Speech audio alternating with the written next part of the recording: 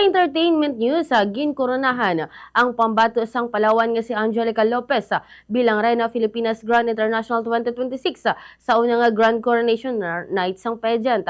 Si Angelica ang magatiglawas sa Pilipinas sa Miss Grand International 2026 nga magabulos kay Emma Mary Tiglaw. Ginluto sini ukon ng pangibabaw ini sa 20 ka mga iban pa ka mga kandidata gikan man sa nagkalilain nga bahin sang lugar agud makuha ang titulo. Si Cleopatra Barrera naman sa Zambales ang nagdaog sang titulo nga first runner-up samtang si Isabela Ortiga naman sang Camarines Sur ang second runner-up.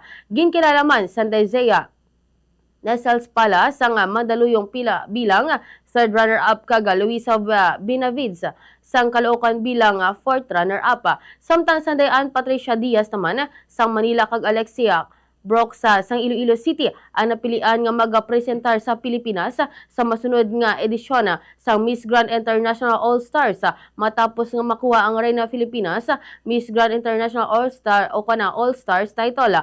Ang mga nagdaog ginapili man base sa gintingog nga puntos gikan man sa panel sa mga judge kag boto sang publiko.